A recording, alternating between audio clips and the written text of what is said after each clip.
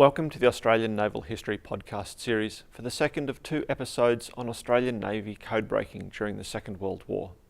It is a production of the Naval Studies Group at the University of New South Wales, Canberra, in partnership with the Australian Naval Institute, the Naval Historical Society, the Submarine Institute of Australia, and the Sea Power Centre Australia. I'm Commander Alastair Cooper. In both World Wars, the Royal Australian Navy made a significant contribution to the Allied war effort through its work in breaking enemy-coded signals and analysing their signal traffic. The Fleet Radio Unit Melbourne, or Informal, made a significant contribution to Allied operations through the South Pacific, but it was not an easy task, as the Australian, British and United States navies had markedly different approaches to the collection and management of intelligence information.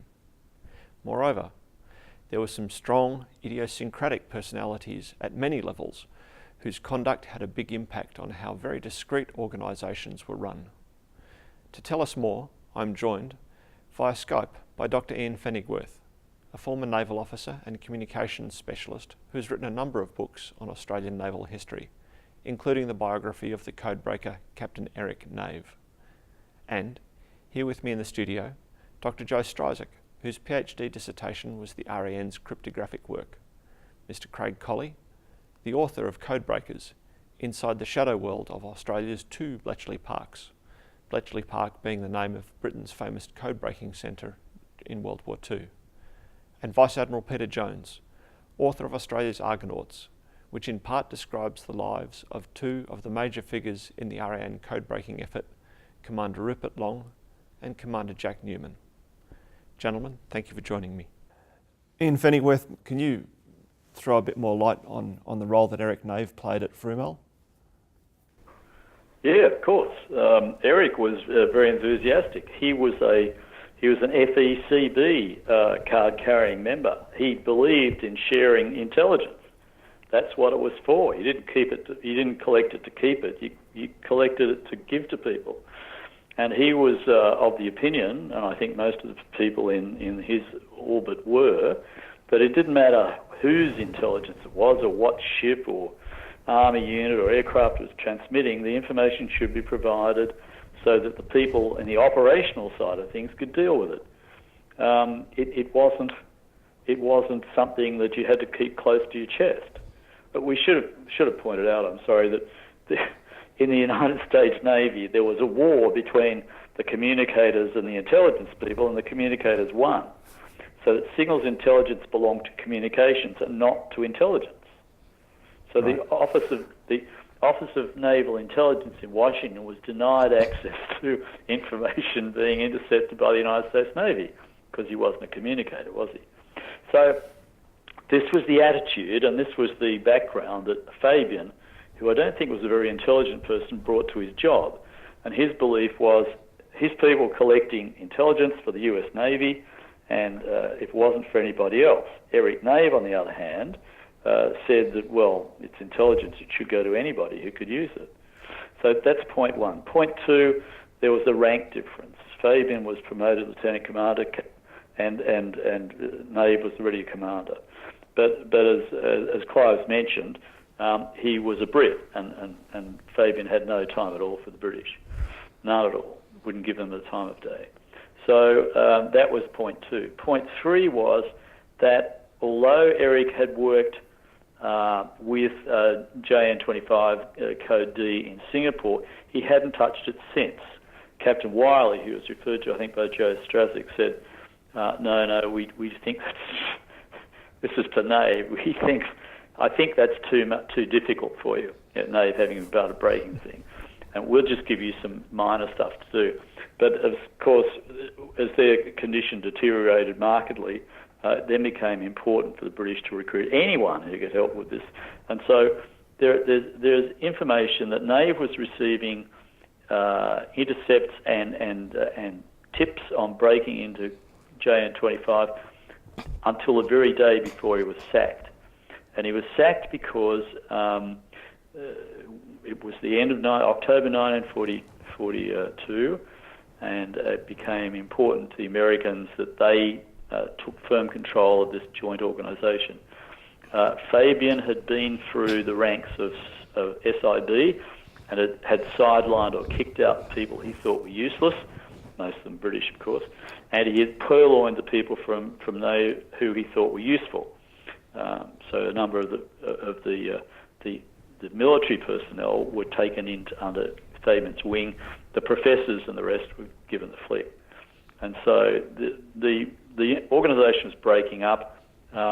Knave's prerogatives as commander or joint commander of this organisation were being impinged upon, and the American solution was to lean on the Australian Commonwealth Naval Board, the Chief of Naval Staff, and say, get rid of Knave. We need Knave out of there. And that's what happened. So Knave was told he no longer had a job. Now, we know in retrospect that, in fact, as I said, he was working right up to the last minute on the codes that were important to the Americans. They weren't so interested in the minor codes, as they were called. But it's interesting that his work on minor codes was very important when the Japanese once again changed their codes, which you are supposed to do. It's good cryptographic principles. But that left everyone struggling. But guess what? Knave's people had broken a code called JN4, which is a submarine code, and that enabled them to keep track of an awful lot of important things like submarines and what the submarines were doing at the time while they were struggling to re-grasp the new version of JN25. That was all dismissed by the Americans. They thought that wasn't important, and so Knave got his marching orders. The question then became, this is a British officer in Australia. He's been working on sufferance for the Australian Navy. The Brits wanted him back. He, in the meantime, he married in Singapore. He'd married a British nurse who was nursing him for his tropical sprue condition. And they'd moved to Australia and they had a family. So now the question became, I'm really an Australian, although I'm wearing a British uniform. I want to stay. The question was how. And that became interesting because they pointed out that he couldn't work in a tropical area. That no worries, we'll work him in London. There's no tropics to worry about there. And it became a battle which rose to the various highest levels of the Allied command. I'm not kidding. General MacArthur was involved because what Central Bureau, or at least Australian Central Bureau, recognised in Knave was a terrific ability to break into low-grade codes. Now, low-grade doesn't mean unimportant. It means it's a different form of code. It means it's designed for a different purpose. You can imagine that a communicator sitting in a battleship has a lot of help and a lot of support in using a major code which is difficult to work with and to make sure you don't make mistakes in. Whereas if you're sitting in an aircraft, a bomber on the way to bomb Darwin, then you don't have a lot of time to work on a difficult code. And that's what a low-grade code is. So it's meant to be you're not passing vital information because sooner or later the Australians are going to realise that people have dropped bombs on them. So it's transient. The information's transient. It needs to be secure for the time you're actually flying and doing the mission, but after that it doesn't really matter. But if you get that information in advance of the raid, it enables you to put up fighters to prevent it or to oppose it. And that's where the problem lay. We didn't have that capability. But they knew, because Knave had been involved in training people for Central Bureau when it was still located in Melbourne, which infuriated Ruby Fabian, of course. They knew he was good at it because he trained most of their people. So they said, we want Knave. So everybody went into bat for Knave on this side. Everybody on the other side, the British side, wanted him back. And eventually they co-opted General Douglas MacArthur to send a stiff message to the British saying, you ain't having him. And so the British agreed.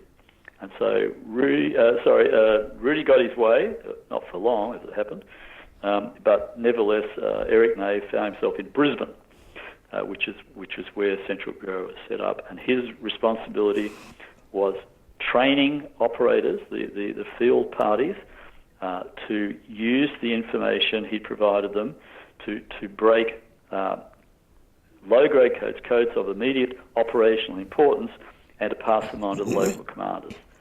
So aircraft heading your way will be there in 2 hours.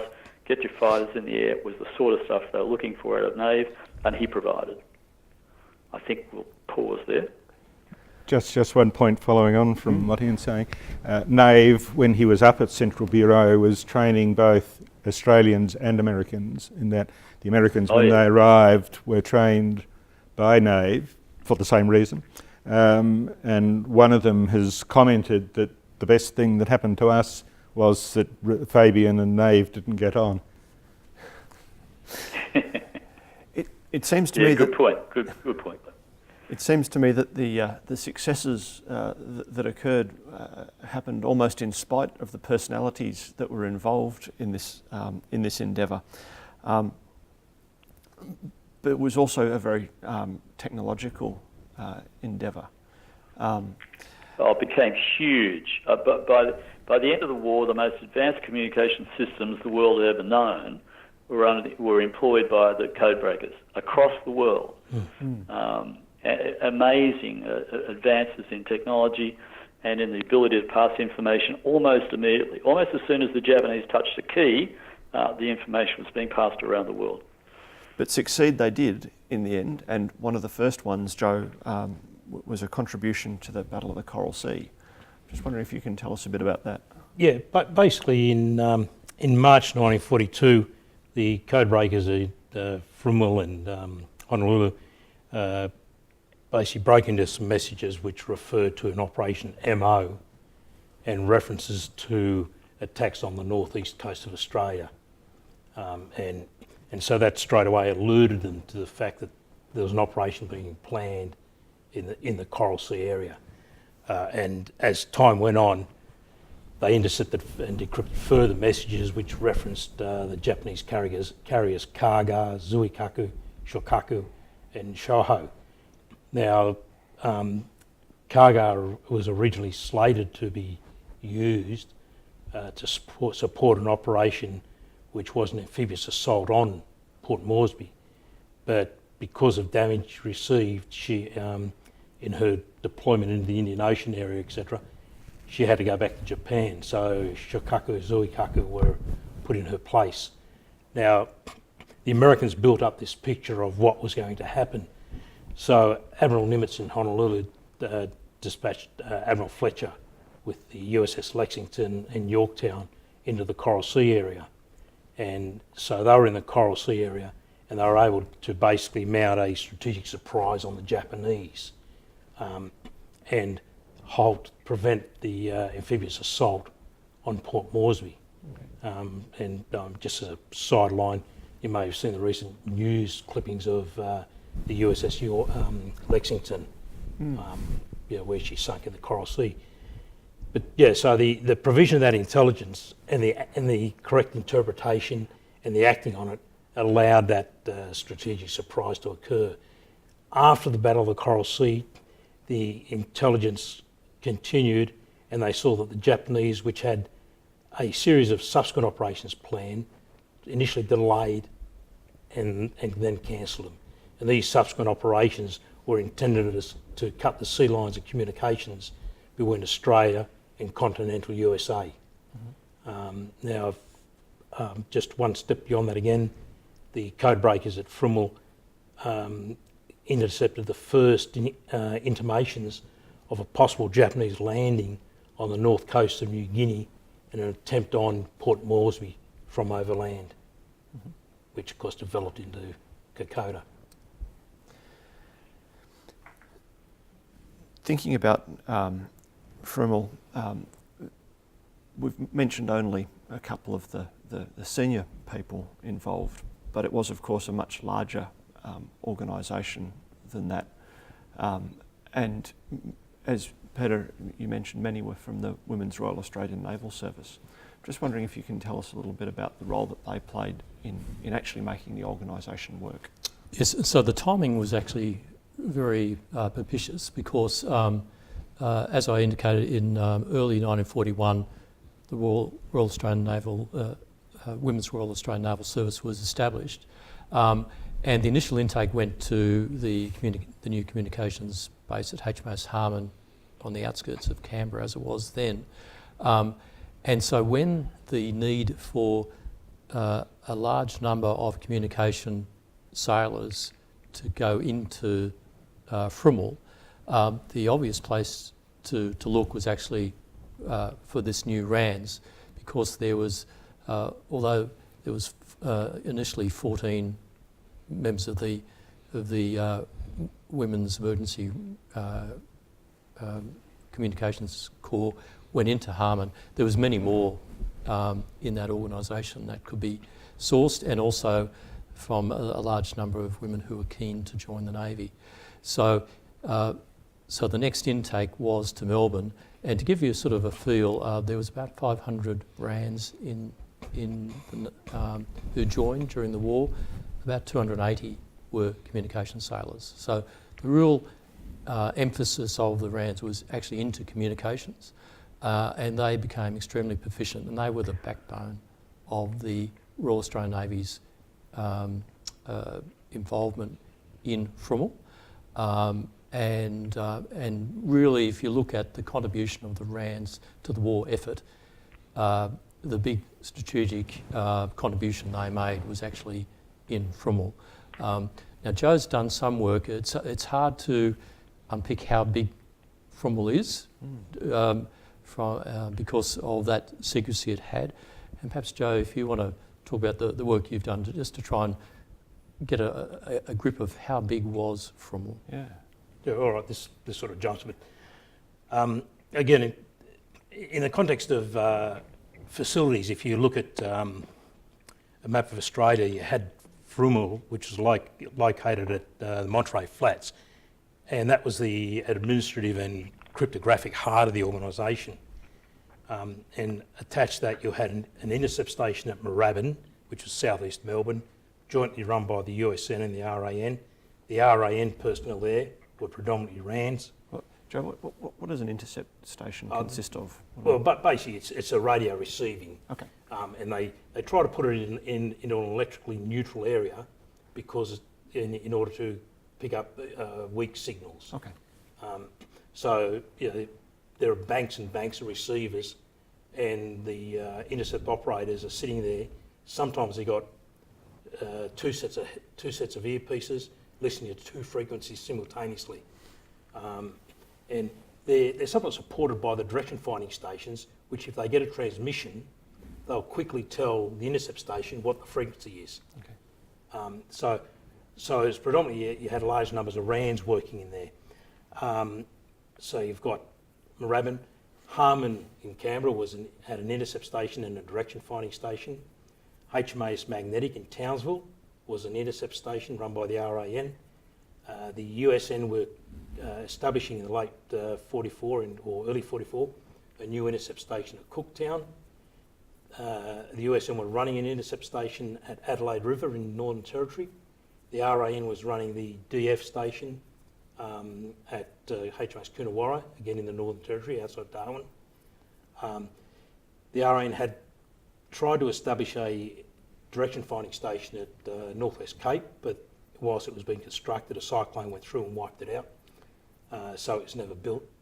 And there was the direction finding station at Jandakot, which, even though it came under the auspices of Frumel, generally worked with the British Far East Fleet out of Ceylon. Now, that was the physical construct of the organisation. Getting numbers of people was pretty hard because unfortunately these guys didn't have the foresight, and the trouble us poor historians in the future would have, and they didn't leave big charts of numbers. But in the late 44, there's a recorded number for Frumel being 204, not including USN personnel and intercept operators. Now, this number was given after 160 USN personnel had left Melbourne to go further north. Harman and Townsville had about 96 personnel, again predominantly RANs. Moorabbin, 20 RAN personnel. I don't know how many USN. There are no numbers given for the DF stations at Coonawarra or Jandakot. So if you sort of look at those numbers, you're looking at an organisation that's probably at its peak would have been in excess of 600 people working all together. And so even though it's the Fleet Radio Unit Melbourne, it's really a national scale Yeah, organisation. that's right. But speaking of personnel, I'd just like to add a postscript regards Rudy Fabian. He was eventually posted as the USN liaison officer to the Royal Navy Intercept Station, HMS Anderson in Sri Lanka. Something that neither party would have been keen on. I also get the impression that the interception and code breaking efforts were very dependent on people and people finding the frequency, following it. So it wasn't an easy process or one that could. We talk about hoovering up signals these days, but at this time it wasn't really a hoovering operation. No. It was much more a very specific. Yeah, I mean, generally speaking, they knew roughly what frequencies would be used and what times of the day, because of ionospheric conditions, etc. Frequencies and ranges changed, and this is where the direction finding stations, as I said, came in handy, because they could, they would monitor a frequency or be going through a frequency band, and they'd pick up the transmission, and they'd send the message to the intercept stations, giving the frequency, and the intercept stations would tune in and start taking down their transmissions. So, so the DF stations would be important in not just tracking shipping, but also pinpointing communications organisations, etc. And as Peter said, I mean, the RANs were absolutely critical to this. No RANs, no organisation. Okay. Craig, we've mentioned that Informal and Central Bureau were similar organisations. Did they cooperate much in this area, and what was their relationship? Not much. Frosty is the answer to the second part of the question, largely because of Fabian, who always crops up in these things. Fabian wasn't interested in sharing any of his intelligence except when he'd get something back. He was only interested in sharing when there was something in it for him or for Informal. Occasionally there would be people seconded on short term. I suspect just because there was a need that Central Bureau had some people that could do that. And in the reverse direction there was a request, although I think this was after Fabian left, for a couple of people to assist with the Army Code books. I think it was the guy who replaced Fabian that said okay for that. There were informal contacts. Jack Newman, so there's records of him having had dinner with Mick Sanford, who was the leading Australian Army guy in Central Bureau, and also Treweek, who was one of the academics from Sydney University who jumped ship, as it were, with across to Fabian when the SIB was being disbanded. SIB being the Special Intelligence Bureau. Being Knave's unit until they got rid of it. So there were informal contacts with the Australians. With the Americans, I think probably very little, because of what we talked about right from the outset, that the Americans in Brisbane were US Army, the Americans in Melbourne were US Navy, and never the twain shall meet, except perhaps on the battlefield. So yes, very little. That changed after Fabian went a bit, but by then Informal was being wound back by the Americans. It was being de-Americanized. For two reasons, I think. One, Washington wanted to the US Navy and Washington wanted to centralise their activity. And I think this is part of the outcome of the political battle that Ian mentioned between the intelligence and the communicators there. The outcome of that fight was the people who prevailed in Washington wanting to centralise. At the same time, after Midway, the Japanese Navy was less and less effective. It virtually had lost the war after Midway. So the naval communications were less crucial to the Allied cause by then. Fromell made the tactical error, or in fact Fabian made the tactical error, of while MacArthur moved north to Brisbane, then to Hollandia in New Guinea, then to the Philippines, Fromell stayed in Melbourne and so became more and more distant from the cutting edge, if you like, of the Allied cause. So that didn't help, but I think the Japanese Navy's communications became by 43, 44 less crucial to the cause. So there are a number of factors to reduce the sort of front end, I suppose, that was coming out of Fromell, but because of the change of personnel at the top, there became more cooperation. Newman had his contacts in Central Bureau. He didn't have to be so circumspect with them, probably, with the new leadership. In fact, in a short while, he became the leader, so he could call his own shots. Could change. In Pfennigwerth, Eric Knave eventually had to leave Fromell. Can you explain the story for that? Yeah, well, as I said earlier, he was kicked out by the Americans. It was politically expedient for him to go, so he did. What was and then we managed to retain his services, which was very fortunate. As Craig said, he trained everyone. He was completely agnostic when it came to who he trained. He didn't care, so long as they could make use of the information. And one of the most important contributions made, perhaps, to the war in the Pacific at that stage was the interception by the RAAF field unit of the fact that the Japanese were not going to resupply Rabaul anymore. In other words, they're going to let it wither on the vine, so MacArthur didn't have to plan an expedition to capture the place, which is just as well. And that was done by a field unit trained by Eric Knave. The other interesting thing is when MacArthur went to the Philippines, he moved all his American troops forward and left the Australians to mop up the Japanese.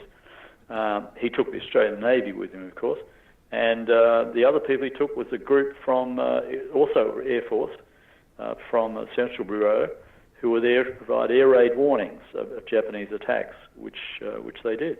Had quite a torrid time, in fact, in the early fighting in the Philippines. All these people were trained by Eric Knave.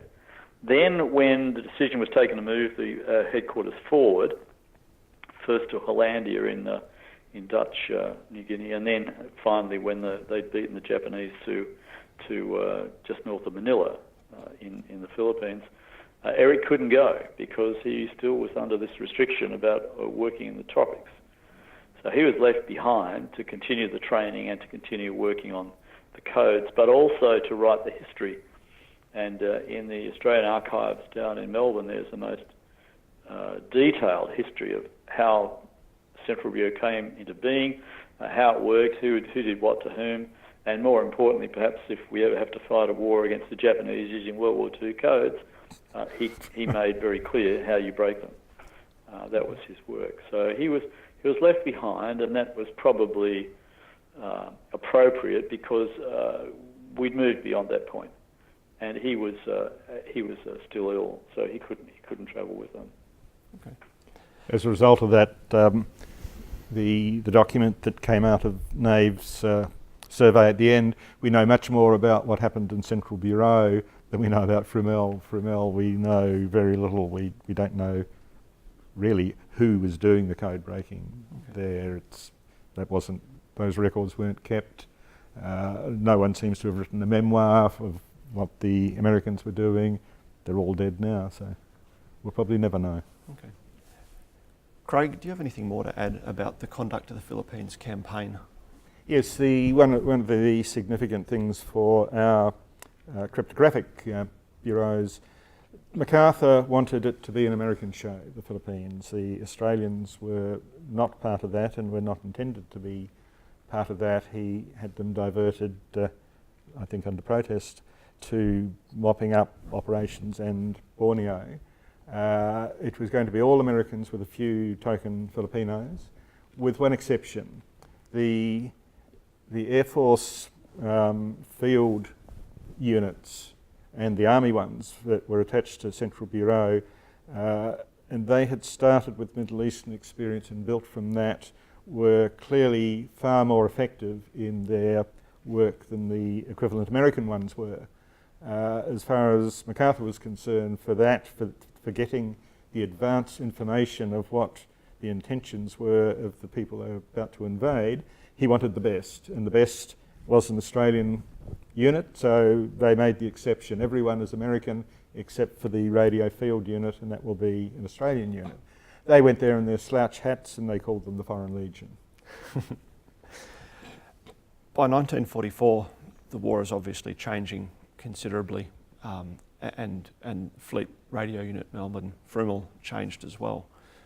Joe, can you describe what happened in 44? Yeah, what happened is the Americans had decided to completely restructure the organisation in the Pacific, the US Navy, and they established what was called Fleet Radio Unit Advance, which was to be established in Guam. And once Guam was secured, the American personnel in Australia were moved up to Guam, and that left only a cadre of them, plus the Australians. The Australians continued to work on the minor codes, but as we've said before, these, the word minor is a little is a misnomer because they provided important complementary information. Now, the Australians also reached out to the Canadians with a view of providing additional personnel to help fill out with some of the spaces the Americans left behind. Though by the time those negotiations were completed, the war in the Pacific had ended, and so Informal effectively, which was at this stage under the command of Commander Newman, ceased to have an active function. Okay. Despite the effective cessation of Informal, then the cooperation went on in leaps and bounds and led to the creation of the Five Eyes organisation we're a bit more familiar with. In Pfennigwerth, would you like to reflect on the legacy that Informal have provided post the war? Yeah, with pleasure. All of the Australians involved in whichever organisation it was they worked in were, I think, impressed by what they had achieved, perhaps beyond what their expectations were. But they'd also had the experience of fighting and using this information in an American way. So this is really the start of not the start, but it is the culmination of the end for the British influence and the Americans taking that over. And I think, as I mentioned, this worldwide communications channel setup was amazing.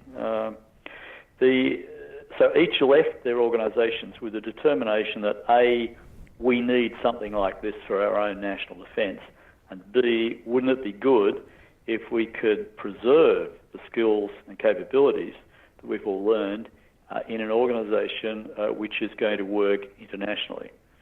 The first cab off the rank were the British, who, you'll recall, back in 1941 thought there wasn't much point having a signals intelligence unit in Australia. They'd suddenly discovered it was very important to have one, and the Australians were pretty good at what they did. So they sent some high-ranking people out from GCHQ, as it became, and they suggested to the Australian government, with the enthusiastic support of the veterans, of the Australian veterans, that the government think seriously about this. And the Chifley government did agree, and in 1946, a Commonwealth organisation using the facilities, resource skills of the British, the Canadians, the New Zealanders and ourselves was set up.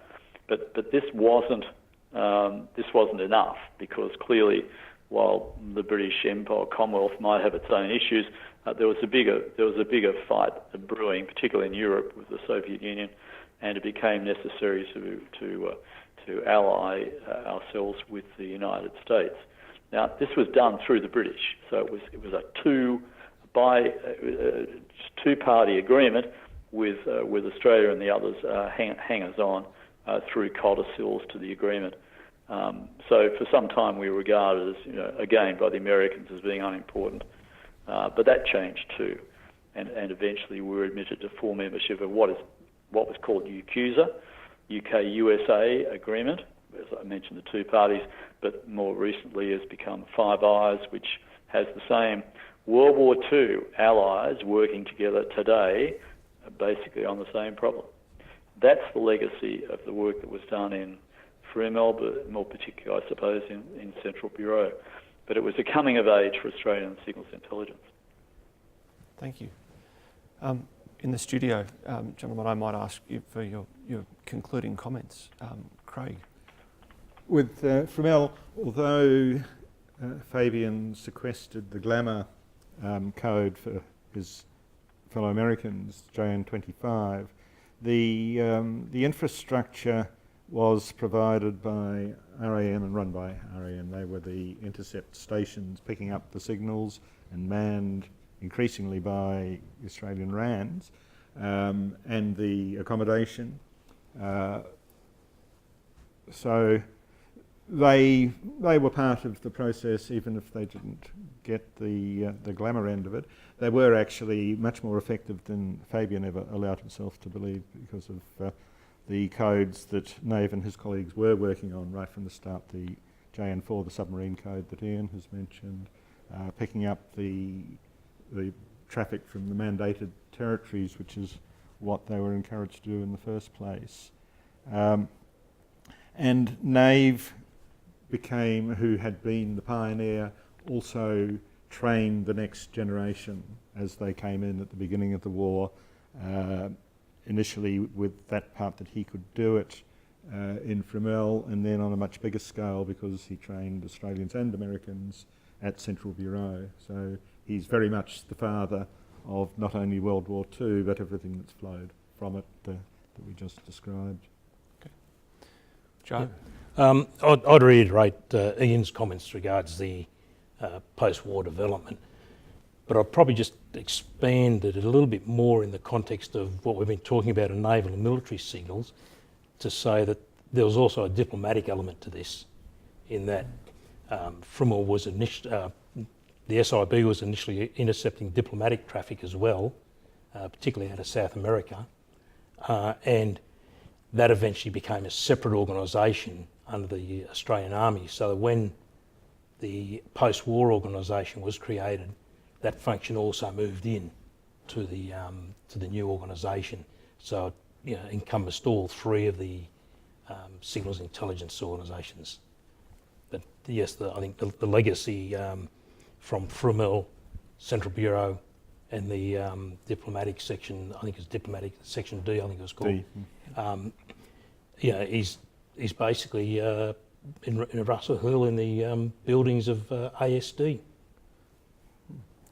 D unit with the academics that Fabian didn't want.